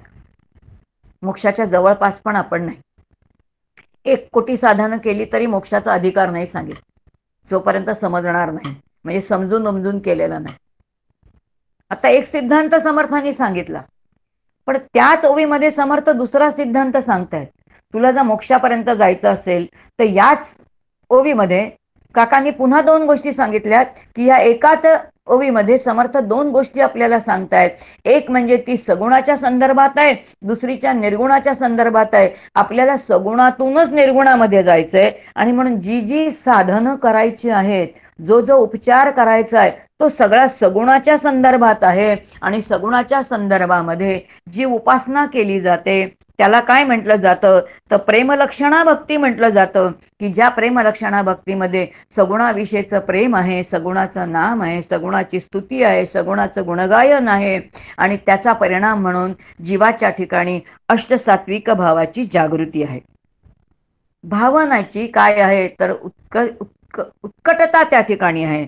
आणि मग भावनेची उत्कटता आहे आणि मग त्या भावनेच्या उत्कटतेतून काय आहे तर हळूहळू अंतरंगाचा प्रवास आहे, अंतःकरणाचं द्रवीभवन आहे. आणि मग त्या द्रवीभवनातून पुढे हळूहळू आपण भक्तीच्या एक एक पायऱ्या पुढे चढत जातो. आणि म्हणून साधन हे सगुणाशी निगडित आहे. आणि पुढे म्हटलंय न जाणता कोटीवरी. हे जे जाणणं आहे, जाणणं म्हणजे समजणं. मोक्षासाठी मला काय जाणायचंय, मोक्ष म्हणजे काय आहे, मी कशाने बांधला गेलेलो आहे, मला कशातून मुक्त व्हायचं आहे आणि कशातून मुक्त व्हायचंय, कशासाठी मुक्त व्हायचंय. कारण माझं मूळचं स्वरूप जे आहे तो मीच मुळामध्ये अहमनी बांधला गेलेलो आहे, देहाने बंदिस्त झालेलो आहे, कालाने बंदिस्त झालेलो आहे. कालपरिच्छिन्न, देशपरिच्छिन्न हे सगळं कोणाचं आहे, कोणाची बंधन आहे, कोण जीवच बांधला गेलं ह्याने. मग हे जे जाणणं आहे हे जाणणं निर्गुणाशी आहे आणि म्हणून ती निर्गुण भक्ती आहे. आणि जिथे निर्गुण भक्ती आहे तिथे ज्ञानलक्षणा भक्ती आहे. ज्ञानलक्षणा भक्ती याचा अर्थ ती वैचारिक साधना आहे. मग आता वैचारिक साधनेमध्ये देव आहे का, सगुणाच्या उपासनेमध्ये देव आहे. तर ज्ञानलक्षणा भक्तीमध्ये जेव्हा जातो, जाणणं जेव्हा आहे तेव्हा देव अवतार हे सगळे मागे पडले आणि आता तिथे कोणता देव आला, तिथे ईश्वर तत्व आलं. जिथे जाणणं हा शब्द येतो ना तिथेच मुळामध्ये ईश्वर तत्व कार्य करायला लागतं. आणि जे ईश्वर तत्व येतं तेव्हा ईश्वराचं सार्वभौमत्व येतं. आणि जिथे सार्वभौमत्व येतं तिथे सर्व कारणत्व आहे, कारण सर्व काही करणारा ईश्वरच आहे. जो सार्वभौमत्व तो एकमेव सगळीकडे आहे आणि जो एकमेव आहे तोच सार्वभौमत्व, सर्व कारणत्व, सगळं करणाऱ्याचं कारण तोच आहे आणि जे केलेलं आहे तेही तोच आहे. आणि म्हणून सर्व कारणत्व हे सगळं जे आहे तर हे समजण्यासाठी मग आता लौकिकातली काही उपासना चालत नाही ना, मग त्या उपासनेसाठी वेगळा अधिकार आहे. मग तो अंतरंगाचा प्रवास कोणता आहे, मग त्या अधिकारासाठी काय सांगितले, मग त्या ठिकाणी विवेक आहे, वैराग्य आहे, समाधी षटक आहे, मुमुक्षत्व आहे. हा सगळा विचार आपला अत्यंत झालेला आहे, कारण अगदी समग्र ह्या सगळ्या गोष्टींचा विचार आपण या आधीच्या सगळ्या सत्रामध्ये केलेला आहे. आणि म्हणून सगुण आणि निर्गुण दोन्ही भक्तीसाठी जे काही करायचंय ते जाणीवपूर्वक करायचंय असं सांगितलंय. आणि मग हे करताना जेव्हा उपनिषदांमध्ये उपासना येतात तेव्हा उपनिषदांच्या उपासनांची उंची आणखीन वेगळी, ती पूर्ण चिंतनात्मकच आहे. आणि म्हणून सगळी उपनिषद आपल्याला आत्मज्ञान देतात, ब्रह्मज्ञान देतात. आणि जेव्हा ब्रह्मज्ञान देतात तेव्हा उपनिषद म्हणतात या विश्वामध्ये जे जे काही आहे ना ते ब्रह्मच आहे, म्हणून त्याची ब्रह्म म्हणूनच उपासना करा. आता ब्रह्म म्हणून जर ब्रह्माची उपासना करायची असेल, मुळामध्ये शिवम भोक्त्वा शिवम यजेत हे उपासनेचं काय आहे तर मर्मच आहे. जर हे उपासनेचं मर्म असेल तर मग काय काय ब्रह्म आहे, अन्न ब्रह्म आहे, प्राण ब्रह्म है, वायु ब्रह्म है, आकाश ब्रह्म है, तेज ब्रह्म आहे, जल ब्रह्म आहे, पृथ्वी ब्रह्म आहे, सगळंच ब्रह्म आहे म्हणून उपासना करा. मग आता हे काय नुसतं ब्रह्म आहे असं घोटायचंय का? ते व्यापक रूपामध्ये ब्रह्मांडामध्ये आहेच, पण ते पिंडामध्ये पण आहे. मग पिंड ब्रह्मांडाचं ऐक्य जाणून घेऊन त्याचं चिंतन करणं. आणि ही जी सूक्ष्म उपासना आहे, ही सूक्ष्म उपासना सुद्धा आपल्याला कोणी सांगितलेली आहे? तर ती आपल्याला उपनिषदांनी सांगितलेली आहे. इतक्या सूक्ष्म उपासनेमध्ये आपण आत्ता तर काही जाणार नाहीये, पण तरी सुद्धा त्याचं चिंतन आपण थोडं तिसऱ्या शेवटच्या सत्रामध्ये थोडं करणार आहोत. पण आज आपण उपासनेचा जो मूळ गाभा आहे तो गाभा बघितला. त्यानंतर देवांचे काही प्रकार काकांनी दिलेत तो नंतर बघणार आहे. पण त्याच्या आधी पुन्हा उपासना म्हणजे काय आहे आणि उपासना आणि भक्ती या दोन गोष्टीचं जे मथाळ्याखाली जो भाग काकांनी दिलेला आहे त्याचा थोडा विचार आपण या ठिकाणी बघूया. उपासना या शब्दाचा पुन्हा त्या ठिकाणी फोड दिली आहे. उप अधिक आसन, आपलं छोटंसं आसन घालून देवासमोर बसणे आणि देव शोधाया गोल्यो तो देवची होऊन ठेलो इथपर्यंतचा प्रवास आपल्याला करायला सांगितले. याचा अर्थ शरीराने पहिल्यांदा देवाच्या समोर बसणं आहे, त्याला काही आचार करणं आहे, त्याच्यासाठी काही काय आहे. तर मग त्याचे पुन्हा त्या ठिकाणी मार्ग दिलेत. भक्ती मार्ग आहे, ज्ञान मार्ग आहे, योग मार्ग आहे, हे सगळे त्या ठिकाणी दिलेले आहेत. आणि भक्ती मार्ग जो आहे तो राजमार्ग आहे हे या ठिकाणी सांगूनच टाकले. आणि म्हणून उपासना आणि भक्ती यातला फरक जो आहे तो पण आत्ता थोडक्यामध्ये या ठिकाणी पाहिला. आणि हा सगळा फरक सांगितल्यानंतर आपल्याला असं वाटेल की भक्ती खूपच सोपी आहे, पण ती भक्ती सोपी नाही, ती अत्यंत कठीण आहे. जितका ज्ञानी भक्त विरळा आहे तितकाच खरा भक्त सुद्धा कसा आहे तर अत्यंत कठीण आहे. कारण तुकोबाराय म्हणतात भक्ती तो कठीण सुळावरील पोळी. याचा अर्थ भक्ती किती कठीण आहे तर सुळावरची पोळी खाणं जितकं कठीण आहे तितकी ती भक्ती कठीण आहे.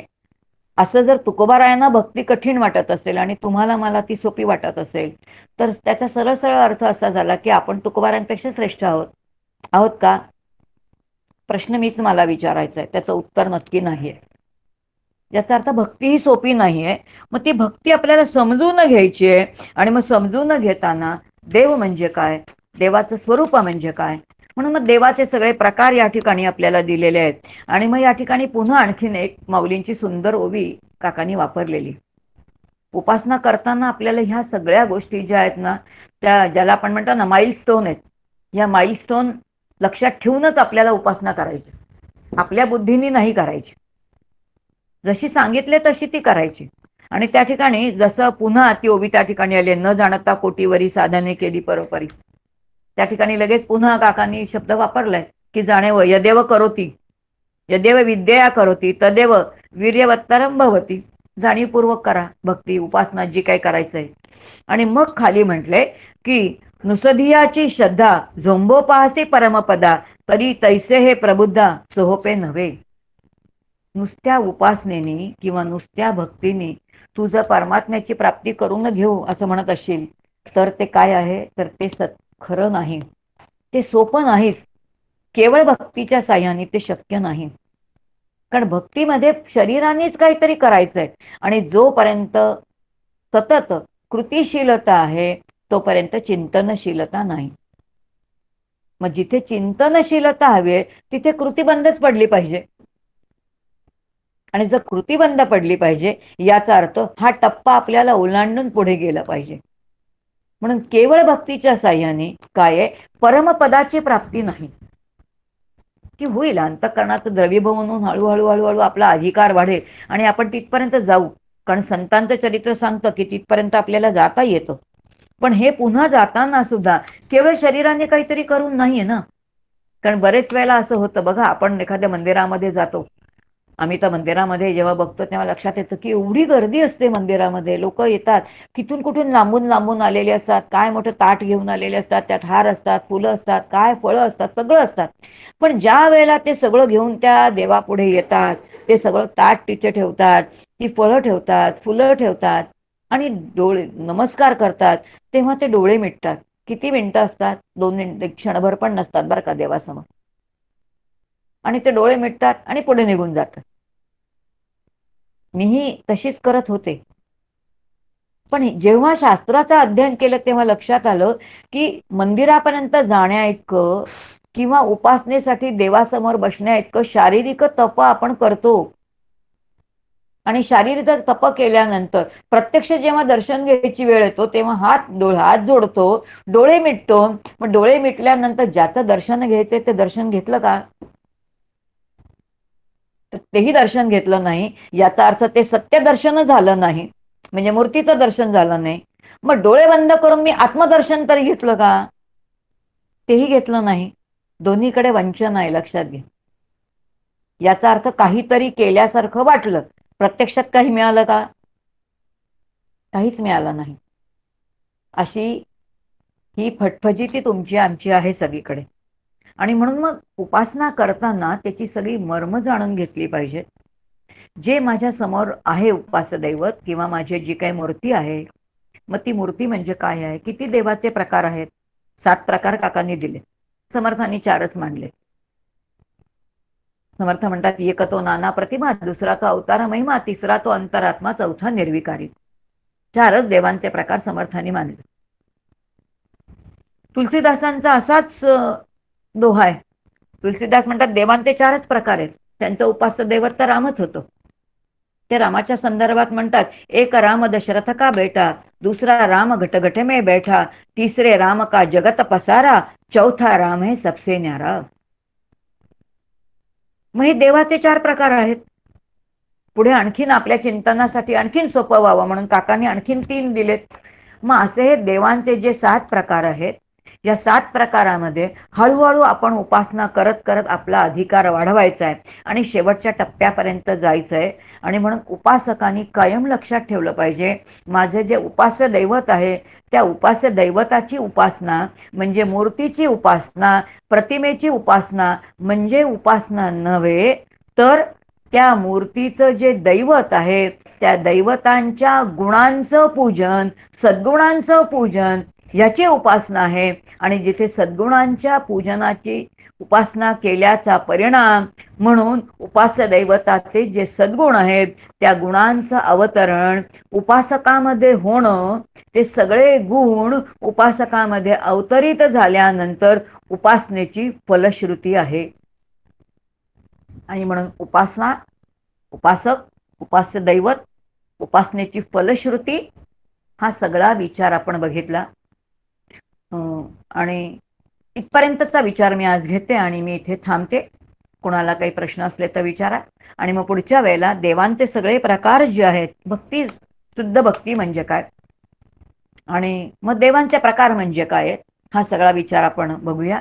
पण आज आपण छांदोग्याने बृहदारण्यक उपनिषदांच्या आधाराने उपासनेची जी एक मंत्र होता त्या मंत्राच्या आधाराने उपासना म्हणजे काय आहे, त्यासाठी आपल्याला विधात्यांनी काय काय दिलेलं आहे, त्या दिलेल्याचा आपण कसा वापर करायचा आहे, त्यातलं जड काय आहे, त्यातलं स्थूल काय आहे, त्यातलं सूक्ष्म काय आहे, तिन्हीचा कार्य वेगळी वेगळी आहेत. ही सगळी कार्य आपल्याला एका उपास्य दैवताच्या निमित्ताने एकाकार करायचे, म्हणजे वृत्ती एकाकार करायचे. आणि जिथे वृत्ती एकाकार करायचे तेव्हा एकाकार जेव्हा वृत्ती हळूहळू होते तेव्हा बुद्धी सूक्ष्म होते. बुद्धी सूक्ष्म झाली की सूक्ष्म तत्वाला गवसणी घालता येते. असा हा विचार आपण बघितला. ही सगळी सेवा मी समर्थांच्या चरणी समर्पित करते. आणि उपासनेचा हा विचार अर्धवट झालेला आहे, मला पूर्ण कल्पना आहे, अजून पुष्कळ आपल्याला चिंतन करायचंय. या ठिकाणी मी थांबते. जय जय रघुवीर समर्थ. ताई धन्यवाद.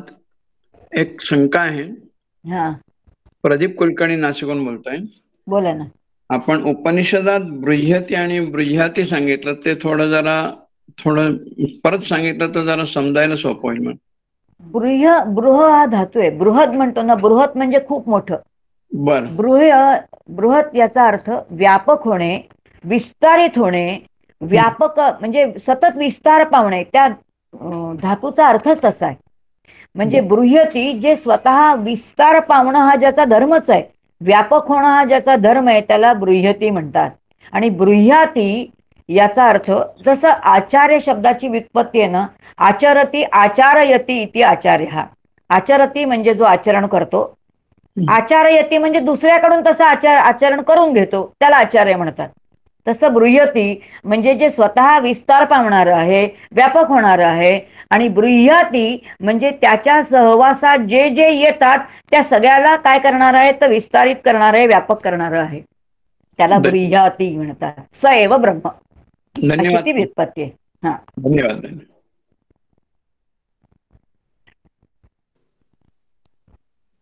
कोल्हापूरून धर्माधिकारी बोलतोय. हा बोला ना.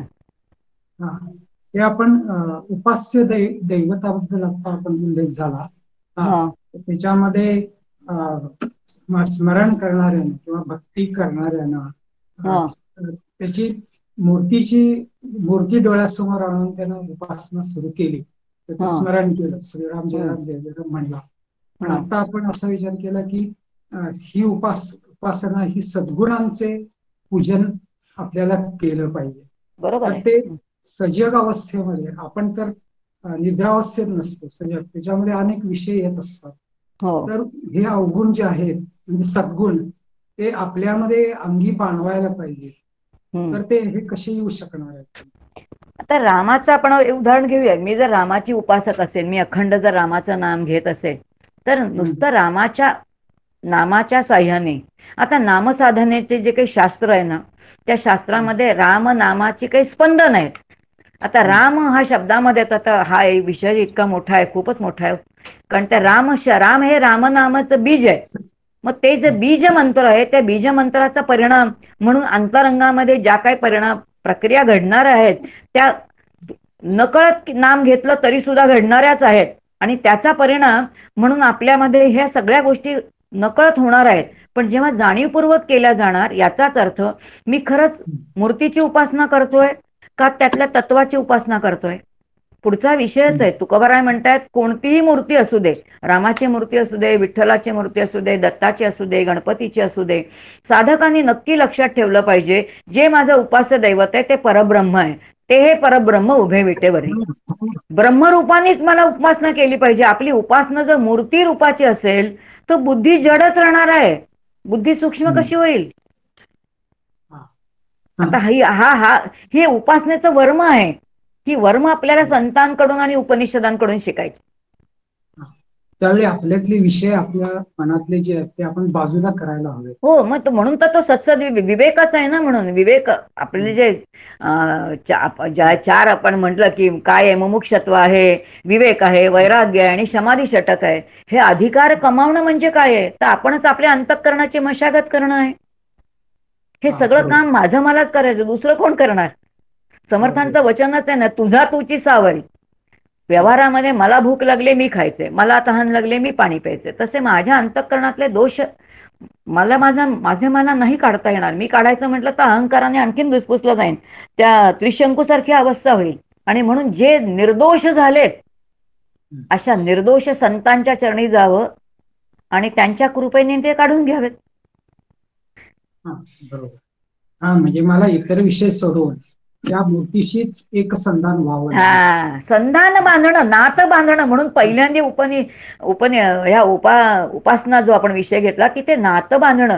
म्हणून नारद भक्ती सूत्रामध्ये शेवटचं जे सूत्र आहे त्याच्यामध्ये महर्षी नारद म्हणतायत की जे माझं उपास्य दैवत आहे त्याच्याशी 11 प्रकारची नाती आहेत.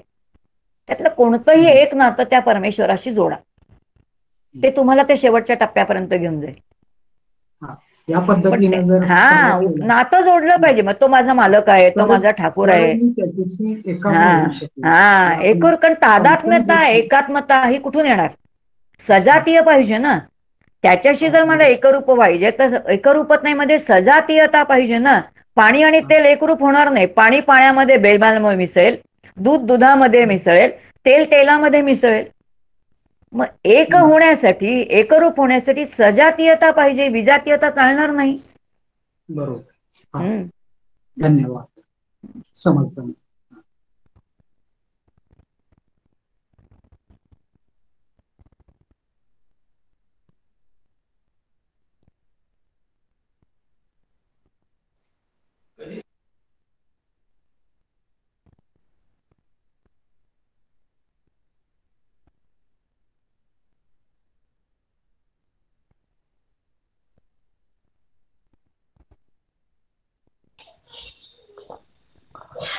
आणखी कोणाला प्रश्न असतील तर अवश्य विचारा. अजून 10 मिनिटं आहेत आपल्याकडे.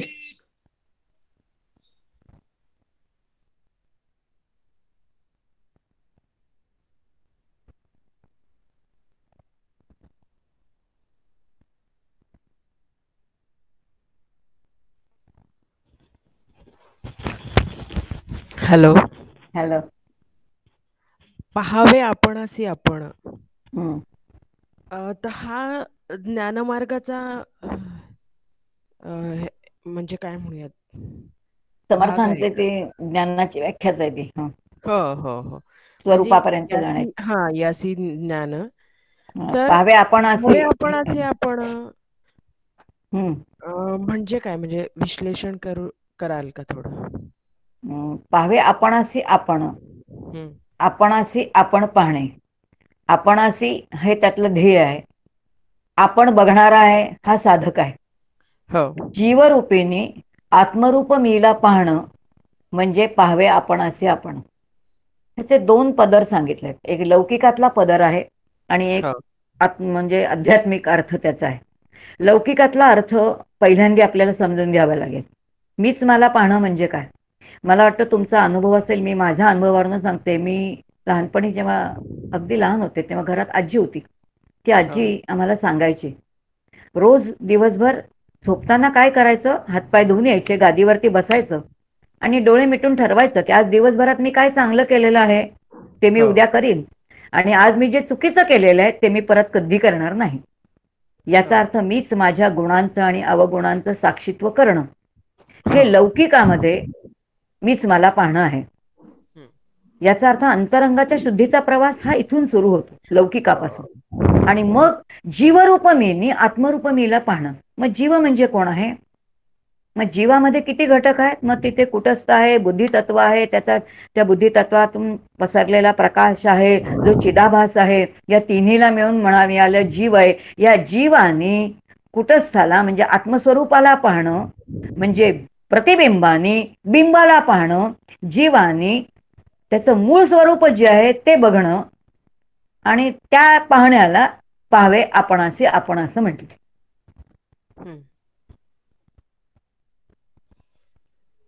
अवघड आहे असं, ते 2 मिनिटात पण नाही कळणार, पण याची नाही नाही, प्रक्रिया ऐका. खूपच मोठी आहे. नाही, पण मग मला असं म्हणायचं की पहावे आपणासी आपण हे डायरेक्ट होऊ शकत नाही. म्हणजे ज्यांना ज्ञानमार्ग अचीव डायरेक्ट झालाय तसं होईल. त्यांना होऊ डायरेक्ट करताना शकतं. तिथे चिंतन आहे ना. बुद्धितत्व येस, कशाचं आहे, करेक्ट करेक्ट. चित्त तत्व कशाचं आहे, मन तत्व कशाचं आहे, अहंकार तत्व कशाचं आहे. मला पहिल्यांदा स्थूल देह ओलांडायचा आहे, मग मला हो. सूक्ष्म देह ओलांडायचा आहे, मग कारण देह ओलांडायचा आहे, महाकारण देहामध्ये सोहम साधनेला बसायचं आहे. मग या सोहम साधनेमध्ये हे सगळे चिंतन आहे ना. हो, म्हणजे हे त्यामुळे टप्पे शेवटी एकदम पार डायरेक्ट नाही केल्याशिवाय. जाता हा. येणार. हा, करेक्ट नाही नाही नाही. Correct correct. माऊलींची अशीच ओवी ज्ञानेश्वरीमध्ये पण आहे. परतोनिया पाठीमोर्य ठोके, आपण याची देखे, देखताची खेव ओळखे म्हणे तत्व मी. हो. सगळे पण संत तेच सांगतात. अल्टिमेटली पण म्हणजे हे जेव्हा आपण सगळं पार करतो तेव्हा पहावे आपण असे आपण, म्हणजे मग हा शेवट आहे. म्हणजे जेव्हा आपण शेवटचाच आहे ना. मी ब्रह्मतत्व. बघायला हा. गेल्यानंतर तिथे मी शिल्लकच राहत नाही ना. हा. Yes yes. म्हणजे जेव्हा मी आपण मला ओळखच खरं नाही तर. बघेन तेव्हा तो जेव्हा खरा मी असेल तिथे माझा खोटा मी निघूनच गेलेला असेल. हा, म्हणजे दुसरं काही डोक्यात राहतच नाही. म्हणजे मीच नाही नाही आहे हे नाही. कळल्यावर प्रश्नच त्या संपला सगळा. क्षणी काही सगळंच म्हणजे तिथे देहभानाचाही विसर आहे. जिथे बरोबर. देहाचाच विसर आहे तिथे जगताचा विसर आहेच. हो. मूळ पहिला प्रतिबिंब देहाचाच आहे ना. तोच पहिल्यांदा बाजूला गेला की बाकीचे हळूहळू निघूनच जाणार आहे. बरोबर. थँक्यू. धन्यवाद.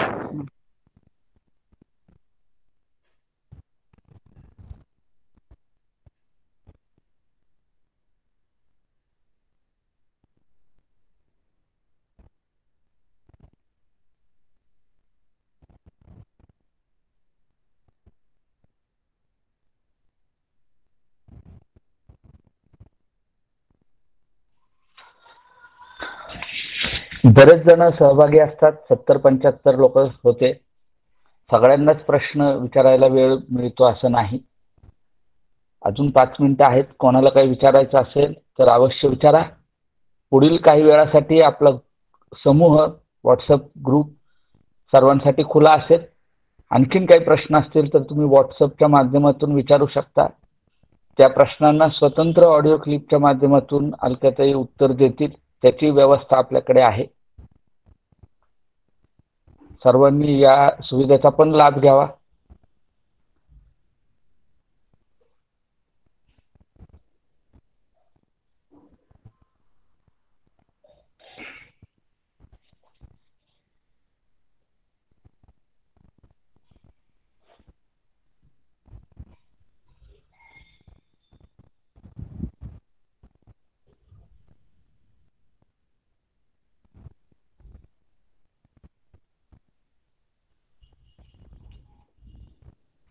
या वर्गातलं सत्र अटेंड करताना आपण पुरवलेली PDF कॉपी किंवा पुस्तकातलं ते प्रकरण वाचून बसणं जास्त फायद्याचं ठरू शकतं. ज्यांना हा ग्रंथ हवा आहे, पुस्तक हवा आहे, त्यांनी प्राजक्ताताईकडे, अमृताताईकडे संपर्क साधावा. पुस्तक उपलब्ध करून देण्यात येईल. ॲटलिस्ट PDF तरी वाचावी, म्हणजे प्रश्न काढणंही सोपं जाईल. अशा पद्धतीने आपण अभ्यास करीत आहोत. त्या पद्धतीने आपण जर गेलो तर हे सगळे जे विषय आहेत या ग्रंथातले हे समजून घेणं सोपं जाईल आपल्याला.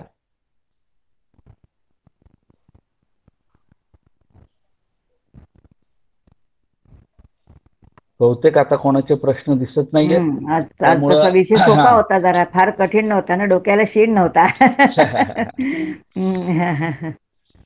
तर आपण मग आता इथे थांबूयात.